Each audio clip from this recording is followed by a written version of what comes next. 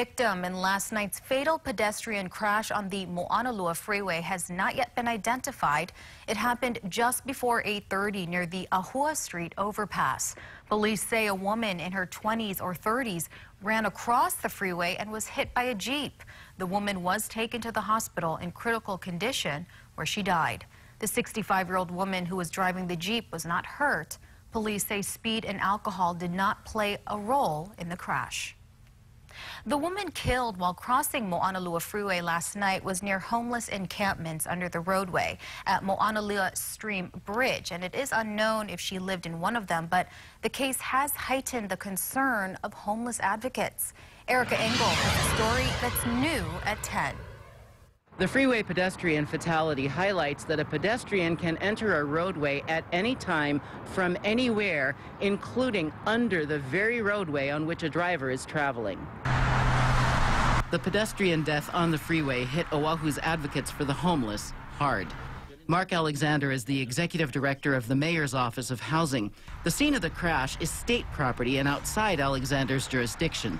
Nevertheless, he says the streets and the spaces under highways are not fit for humans to live on or in. This is especially tragic when we have so many resources and shelter spaces available to help people and even provide transportation to get them out of that kind of bad situation. Alexander says an average of 360 people a year find permanent supportive housing through various homeless programs on Oahu. And so we're particularly saddened when someone is killed in that kind of setting. Saddened for the victim, as well as saddened for the driver who hit that person. As pedestrian fatalities spiked in the fall of last year, even Police Chief Susan Ballard told of back-to-back pedestrian fatalities involving people who just darted out onto the road, and of her own close call while en route to an event. Nancy, Sergeant DeFoster was driving me down to drop me off, and if she hadn't been watching, there was a homeless guy on the median that was ready to step right out in front of the car, and if she hadn't stopped, it could have been worse.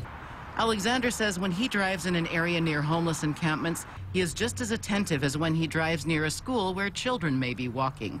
However, he says there are some situations, like the one last night, for which preparation would be very hard. Erica Engel, KHON 2 News.